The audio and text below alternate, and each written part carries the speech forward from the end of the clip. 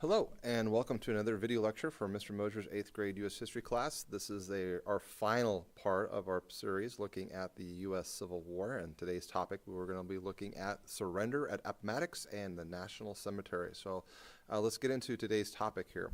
The readings for this particular lecture video comes to us from pages 540 to 543. Our guiding questions today are: what took place at the small town of Appomattox Courthouse? Why was General Grant's terms of surrender so generous to the South? What were the costs of this war?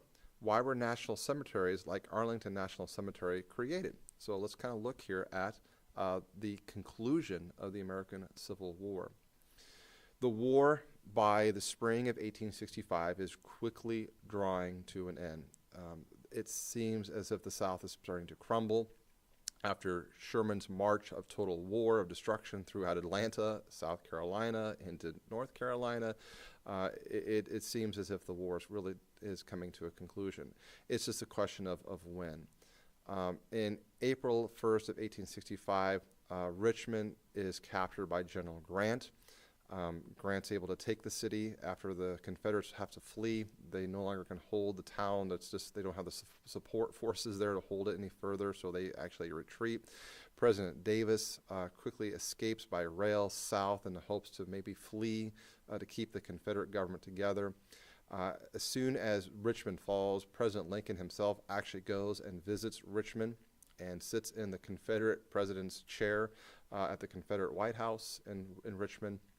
And so it's really a question of time as Lee's army is in retreat through Virginia, and Grant is right on his heels. There are several small battles that take place, but by the time we get to April 9th, the writing for Lee is on the wall. Lee's army is in complete shambles. His soldiers are exhausted. They are not very well fed. It seems as if the only options are to keep fighting in this guerrilla warfare or to surrender.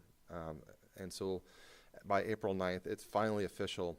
The Civil War, for the most part, comes to an end with the surrender of Lee at a place called Appomattox Courthouse, a small town near Virginia. You see here the building here where Grant and Lee surrender. Civil War dudes! You guys are brothers, for God's sakes. You gotta stop fighting. North wins. Slavery's bad. Sorry. Don't want to burst your bubble. But South, you guys get Allman Brothers and NASCAR. So just chill. So this very long war that started with the attack at Fort Sumter in April of 12th of 1861 now is coming finally to a conclusion. Grant and Lee meet at this house at Appomattox Courthouse, where they discuss terms of surrender. Now, Grant had actually met with Lincoln previously to this meeting after the fall of Richmond to discuss potential terms of surrender. And here are the terms that Grant, the North, gives to the South, the Confederates. Confederate soldiers are to go home. They are not to continue their fighting. If they have a mule or a horse with them that is their own property, that's not Confederate property, but is their own personal property, they can take those home because it's springtime. And that is the time of year for planting as a farmer. And most of these Confederate soldiers are small-time farmers, and they're going to need their animals for planting season. Officers are allowed to keep their swords and their sidearms. Now, today that might seem like, well, that's what a big deal there, Mr. Mosier. But at the time, a soldier, an officer who had a sidearm and a sword was really a badge of honor. It was a badge of your accomplishment as a leader of men. And if you surrender, traditionally, you're to give that up as a sign of your failure. It's a really act of humiliation of your terms of surrender. So by doing this, it allows these Southern officers to save some face, so they're not as humiliated by their defeat. And then Grant decides to send food from the Union supplies lines to the Confederate soldiers because he sees just how starving and just how bad a shape they really, really are. So why are the terms of surrender so generous? Well, as Lincoln and Grant discuss, the war was coming to an end. This has been a very, very brutal campaign, a lot of destruction, especially in the South, because this is where most of the fighting was taking place, especially here in Virginia, between the Washington and Richmond cities. You had tremendous amount of destruction in a lot of the towns in the surrounding area as a lot of the battles waged there. So Grant and Lincoln both knew that there's really going to be no benefit to keeping the South suffering. That at some point in time, there's going to have to be some kind of reunification of the two sides. The South is going to have to eventually be brought back into the Union. And the less painful that's going to be, the easier that transition is going to be to heal the nation, heal the country together. And so that's why these terms of surrender were so gracious. President Davis, the Confederate general, will be eventually captured and will spend some time in jail, but eventually will be released after it was known that he was not a part of the Lincoln plot for the assassination. But that's another story for another day. What was the cost of this conflict? Well, millions of dollars were spent. The Union will spend around $6 million. That's their money at that time. So we're talking trillions of dollars today. The Confederate will spend around about $3 million. Numbers of how many died generally vary, but we kind of look at around 620,000 soldiers died during the Civil War, more really than any other warfare in American history, because here we are fighting against ourselves. About 360,000 Union soldiers will be killed in the conflict, and about 260,000 Confederate soldiers will be killed in the conflict, approximately. Thousands more will be wounded, as you see in the photograph here. There you've got soldiers with casts. As we've learned in this unit about amputations, many soldiers will come home without arms and legs. Faces will be destroyed from shells and shrapnel, and so prosthetic faces and noses and fake beards will be used to cover up these wounds. The South is going to be just completely destroyed, both physically and mentally. Remember, the South felt that they were fighting to save a way of life, their system of slavery, their slave society.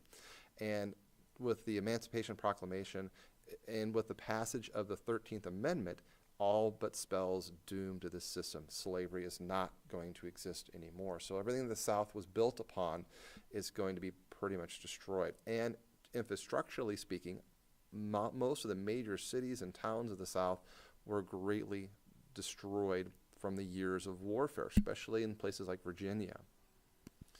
So if we compare the Civil War to other battles, and we look at some of the deaths and compare it to other more recent tragedies, Gettysburg saw over 7,000 dead, Antietam saw over 5,000 dead. September 11th, which was a pretty major deal, saw almost 3,000. Pearl Harbor saw a little over 2,000. Again, of the deaths in the Civil War, most of them were caused by illness. Most of them were caused by disease. And the ones that did die from battle, through some innovations in battlefield medicine, especially in the North, they were able to survive some of those wounds. The aftermath, again, if we compare the Civil War to other battles in American history, 625,000, or about 2% of the population. That'd be about 6 million, over 6 million today, or about the population of Tennessee, we can see here are impacted. And we look at wars in our history. World War II is the one that comes the closest, which we'll talk a little bit later on in our coming units, where over 400,000 died in World War II. So in terms of death, there's a lot of people who died in the Civil War, and death becomes a very important part of those who lived in the Civil War, how they were impacted by it. They knew somebody who was killed, whether it was a family member, a neighbor, a friend, someone they knew felt the death of the Civil War, were killed in the Civil War. It also created a problem in terms of where do you bury 600,000 plus people. And so national cemeteries become a very large part and major part of the Civil War. There's just not enough space in these traditional cemeteries to bury everybody. And so a lot of these battlefields, because there's so many dead there, become national cemeteries. We talked about the Gettysburg Address earlier. The reason that Lincoln was there was they were commemorating a national cemetery for Union soldiers who were killed there.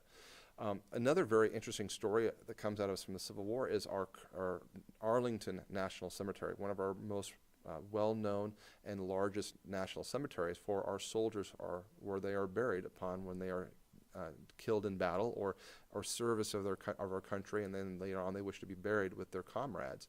The story of Arlington is really interesting. Arlington actually was the property of Confederate General Robert E. Lee. It actually was his wife's family's property. The Lees lived there. When the Civil War breaks out and Lee decides to leave to join the Confederacy with his state of Virginia, he leaves Arlington. Arlington is taken over by the Union soldiers because it sits on a hill overlooking Washington, D.C. And a Union quartermaster, very angry that Lee decided to leave his comrades in the army and to join the Confederacy and the rebels, decides to turn Arlington's property basically into a very large national cemetery for all these dead soldiers dying in these battles in Virginia, so that when Lee would wake up, if he ever returned to his home, would see the tombstones of the soldiers he helped plant in their graves. Kind of a very morbid feeling and philosophy. And there will be a large trial that will take place over who owned Arlington when the war is over. Eventually the Lee family will get some kind of compensation, but eventually the property becomes part of the U.S. government and is now one of our largest national cemeteries. So we think about the Civil War and we think about this conflict. It had a huge impact in our nation. This idea of slavery is going to be once and for all abolished as a consequence of the Civil War. It's going to strengthen the role of the federal government in the terms of the Civil War, the power of the president and the power of the federal government.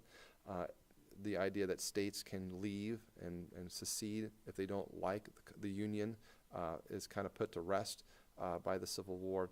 And it will reunify the nation under these principles of freedom. Where we are a nation of the government, of the people, by the people, for the people, as Lincoln said in his Gettysburg Address.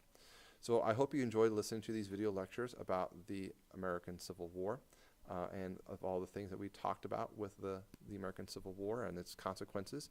As always, if you have questions, please come talk to your teacher. I'll be more than happy to discuss them with you. Thank you for listening.